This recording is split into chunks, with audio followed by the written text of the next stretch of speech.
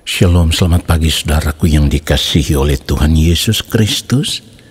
Kita kembali jumpa di dalam kasih Tuhan Yesus Kristus. Dan selalu yang menjadi doa dan harapan saya, biarlah berkat Tuhan, kasih, sukacita dan damai sejahtera Allah terus memenuhi kehidupan Bapak Ibu Saudara sekalian. Saudaraku, mari kita sungguh-sungguh siapkan hati untuk masuk dalam doa syukur pagi ini.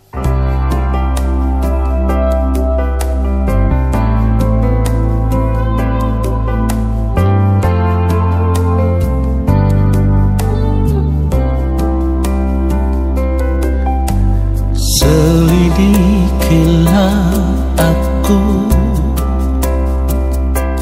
ya Allah,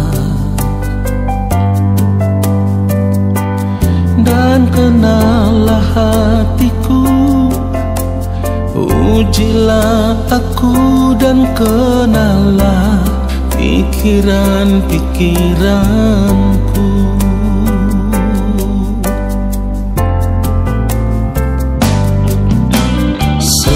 Selidikilah aku, ya Allah, dan kenallah hatiku, ujilah aku dan kenallah pikiran-pikiranku.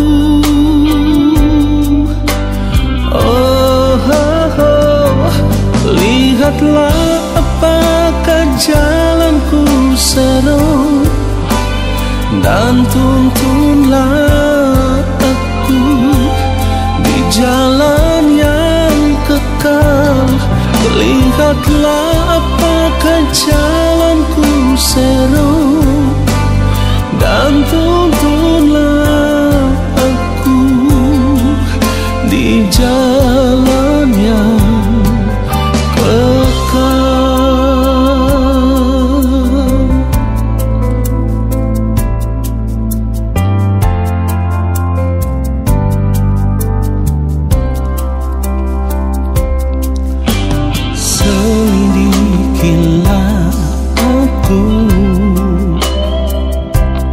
ya Allah, dan kenallah hatiku, ujilah aku dan kenallah pikiran-pikiranku.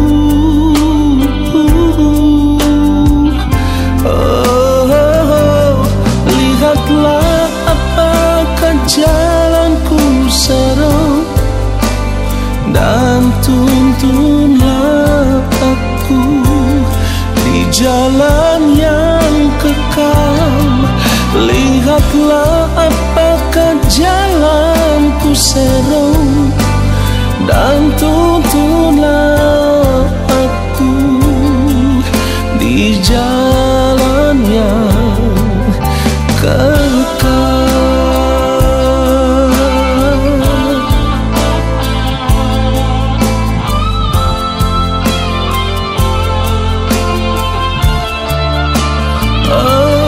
Lihatlah apakah jalanku seru, dan tuntunlah aku di jalan yang kekal. Lihatlah apakah jalanku seru, dan tuntunlah aku di jalan yang kekal, dan tuntunlah aku di jalan yang kekal.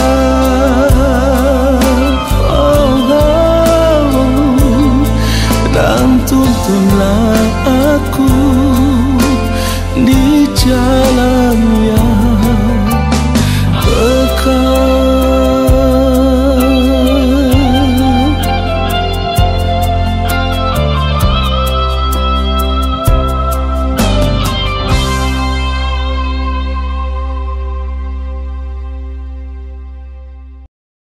Mari kita berdoa. Yang Maha Mulia, Allah Bapa kami yang ada di dalam kerajaan sorga, saat ini kami ada di hadapan Bapa. Kami mau duduk diam di kaki-Mu ya Tuhan, di dalam hadirat-Mu. Dan kami mau menanti-nantikan lawatan Tuhan. Kami memerlukan firman-Mu. Berbicaralah bagi kami ya Allah. Sampaikanlah isi hati-Mu kepada kami.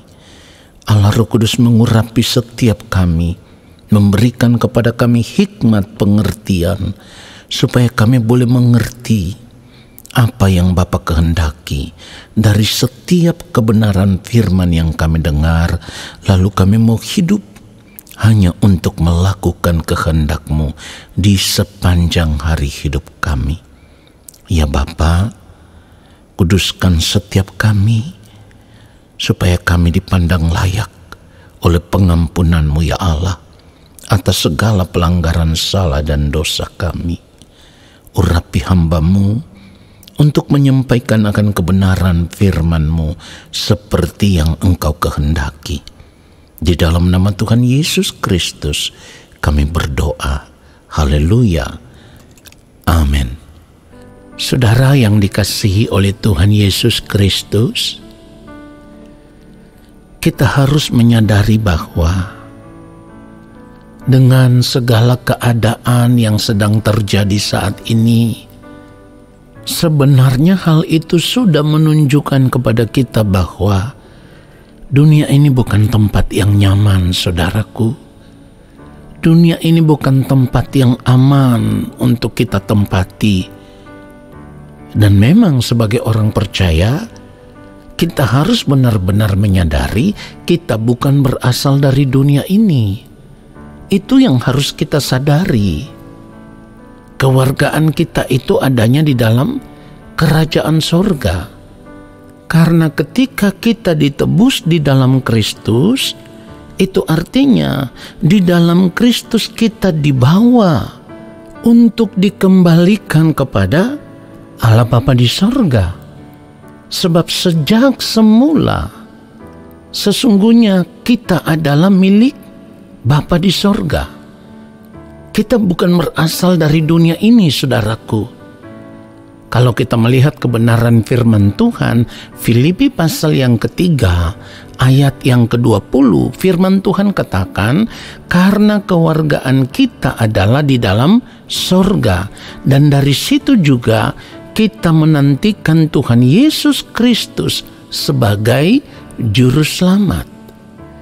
Jadi saat ini sebenarnya posisi kita itu adalah posisi di dalam menanti-nantikan kedatangan Tuhan Yesus Kristus untuk membawa kita kembali kepada Allah Bapa di sorga. Nah, persoalannya adalah kita harus kembali kepada Bapa di sorga di dalam keadaan berkenan, di dalam keadaan tidak bercacat celah. Oleh sebab itu, kita harus benar-benar mempersiapkan diri, mempersiapkan hidup kita, menjaga hati, pikiran, perasaan kita, menjaga seluruh gerak kehidupan kita, supaya setiap saat itu ada di dalam keadaan berkenan. Oleh sebab itu, mari kita periksa hidup kita saat ini. Apakah saat ini kita sedang mempersiapkan hidup kita untuk dijemput oleh Tuhan Yesus Kristus dan dibawa, dikembalikan kepada Bapa di sorga? Mari kita periksa hidup kita. Kita sedang di dalam keadaan bersiap-siap atau tidak, saudaraku? Hal itu harus kita sadari dengan benar, saudara. Kenapa? Sebab keadaan dunia yang penuh dengan berbagai tawaran kesenangan hidup yang bisa dinikmati saat ini membuat manusia pada umumnya juga termasuk di dalamnya, begitu banyak orang percaya, begitu banyak anak-anak Tuhan yang tidak memperhatikan, tidak mempersiapkan, tidak memikirkan dengan sungguh-sungguh masa depan kehidupan mereka untuk memasuki dunia yang akan datang. Saudaraku, kita harus menyadari bahwa dunia yang kita diami saat ini, dunia yang kita tinggal saat ini hanya sementara. Tadi saya sudah katakan bahwa kita bukan berasal dari dunia ini, saudaraku. Sebab di dalam Kristus kita ditebus dan kita tahu bahwa kewargaan kita ada di dalam kerajaan sorga. Jadi kita harus benar-benar menyadari bahwa dunia yang kita tinggal saat ini hanyalah sementara. Tetapi dunia yang akan datang itu adalah kekal. Nah saudara, cara hidup yang hanya terikat dengan kesenangan hidup dunia, terikat dengan percintaan dunia, membuat ada begitu banyak orang seolah-olah lupa. Mereka lupa atau bahkan tidak pernah memikirkan lagi bahwa masih ada kehidupan di dunia yang akan datang. Hidup di dalam kerajaan Allah. Kehidupan di dunia yang akan datang itu adalah kehidupan yang sesungguhnya. Hidup di dalam kerajaan Allah itu adalah kehidupan yang sesungguhnya. Kehidupan yang tidak akan pernah berakhir. Oleh sebab itu saudaraku, kalau saat ini kita juga terbawa oleh arus kehidupan dunia ini, kita mengikuti cara hidup dunia ini, maka sesungguhnya kita telah ditipu oleh dunia ini. Seharusnya sebagai orang percaya, kita sadar sebelum terlambat. Kita harus sadar bahwa dunia yang kita tinggal saat ini bukan hunian yang dapat bertahan sampai selama-lamanya. Dunia yang kita tinggal saat ini bukan hunian yang nyaman. Sebab firman Tuhan katakan dunia ini sedang lenyap dengan keinginannya. 1 Yohanes 2 ayat 17. Dan dunia ini sedang lenyap dengan keinginannya. Tetapi orang yang melakukan kehendak Allah tetap hidup selama-lamanya. Perhatikan itu saudaraku. Jadi dari kebenaran firman Tuhan ini seharusnya kita sadar, kita harus siuman. Jangan tertidur lagi, jangan mau ditipu lagi oleh dunia ini dengan segala tipu dayanya. Jangan lagi hanyut dan terbawa oleh arus kehidupan dunia yang menyesatkan saat ini. Kita harus sadar akan hal itu saudaraku.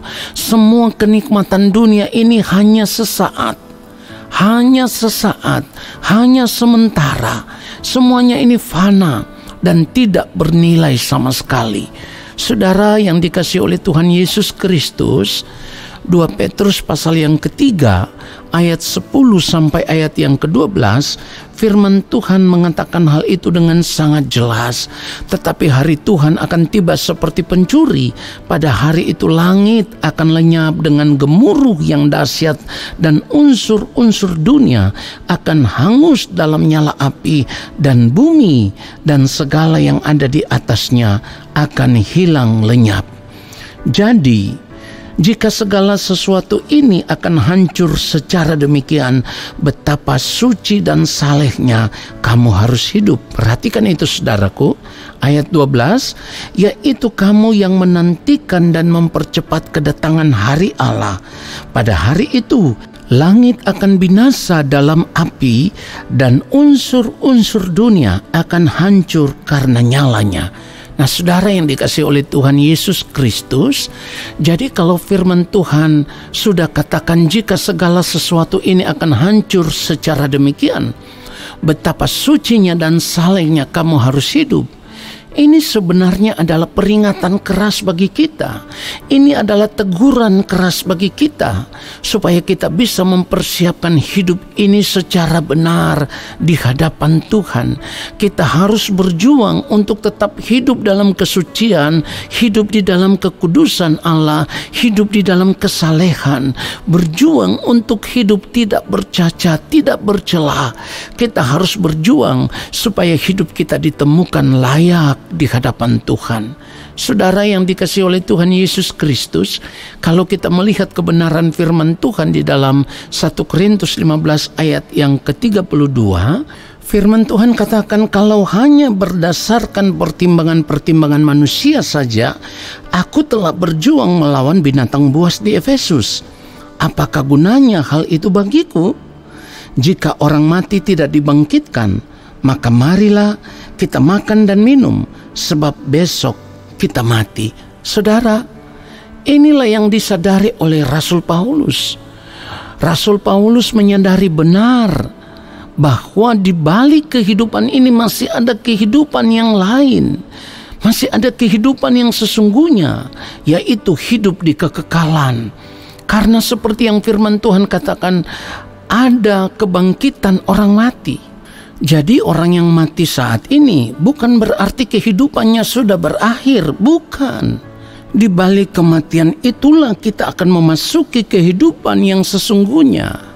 Di balik kematian itulah kita akan mempertanggungjawabkan seluruh kehidupan kita selama kita hidup di dunia ini. Oleh sebab itu seharusnya kita memiliki kegentaran yang sungguh di hadapan Tuhan ketika kita masih hidup di dunia ini. Sebab kehidupan ini tidak pernah berakhir. Karena ketika kita mati, kita harus menghadap takhta pengadilan Kristus untuk mempertanggungjawabkan kehidupan kita selama kita hidup di dunia ini. Saudara yang dikasihi Tuhan Yesus Kristus, tetapi kita harus jujur, tidak banyak orang yang mau menyadari akan hal ini. Mungkin termasuk diri kita pribadi, lepas pribadi, kita tidak menyadari, kita tidak mau tahu kalau nanti di balik kematian ada pertanggungjawaban di hadapan Tuhan. Saudara, kenapa banyak orang tidak mau tahu dengan keadaan ini? Karena mereka sudah diajarkan pengajaran yang salah.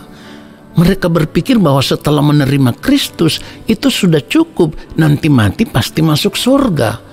Padahal firman Tuhan tidak mengajarkan seperti itu. Firman Tuhan katakan apa? 2 Korintus pasal yang kelima ayat 10. Firman Tuhan katakan sebab kita semua harus menghadap takhta pengadilan Kristus, supaya setiap orang memperoleh apa yang patut diterimanya sesuai dengan yang dilakukannya dalam hidupnya ini, baik ataupun jahat. Itulah yang harus kita sadari, saudaraku. Oleh sebab itu, kenapa saya katakan di awal, kita harus sungguh-sungguh mempersiapkan hidup kita saat ini. Mempersiapkan hidup bukan saja untuk masa depan kehidupan kita di dunia ini, tetapi terlebih lagi untuk masa depan kehidupan kita di dalam kerajaan Allah, untuk masa depan kehidupan kita di kekekalan nanti. Apakah kita berkenan di hadapan Bapa atau kita terbuang dari hadapan Bapa?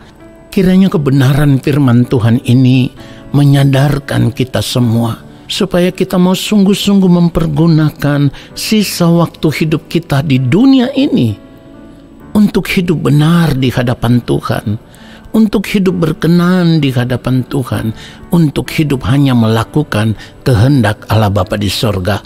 Ingat sekali lagi, kewargaan kita bukan dari dunia ini, tetapi di dalam kerajaan sorga, di rumah Bapa yang kekal. Tetapi ingat baik, orang-orang yang akan diterima di dalam kerajaan Allah Bapa di sorga hanyalah orang-orang yang ditemukan hidup di dunia ini melakukan kehendak Allah Bapa di sorga. Tuhan Yesus memberkati kita semua. Amin. Mari kita berdoa. Kami bersyukur untuk kebenaran firman-Mu ya Bapa. Kami harus mengakui bahwa seringkali selama ini dalam perjalanan kehidupan kami lalai di dalam banyak hal. Kami tidak hidup sungguh-sungguh melakukan kehendak-Mu. Ampunilah kami ya Allah, maafkanlah kami ya Bapa. Lalu di sisa umur hidup kami yang masih ada saat ini, kami mau kembali kepada Bapa. Kami mau berjuang untuk mempersiapkan hidup kami. Kami mau terus menjaga hati dan pikiran kami ada di dalam kesucian kekudusan-Mu ya Allah.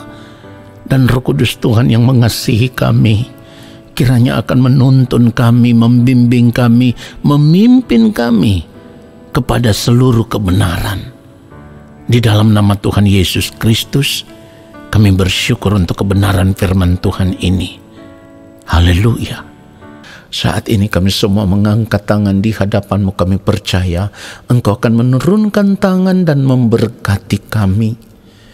Turunlah atas kehidupan kami segala berkat kasih karunia daripada Allah Bapa di sorga, rahmat cinta kasih yang berlimpah-limpah dari Gembala Agung yang mulia Tuhan Yesus Kristus, di dalam persekutuan yang manis dengan Roh Allah yang kudus, menyertai langkah hidup kami dan memberkati kehidupan kami sekarang dan sampai selama-lamanya. Amin. Saudaraku, terima kasih sudah mengikuti doa syukur pagi hari ini. Sampai kita jumpa lagi di dalam doa syukur pagi besok hari. Tuhan Yesus memberkati kita semua. Shalom.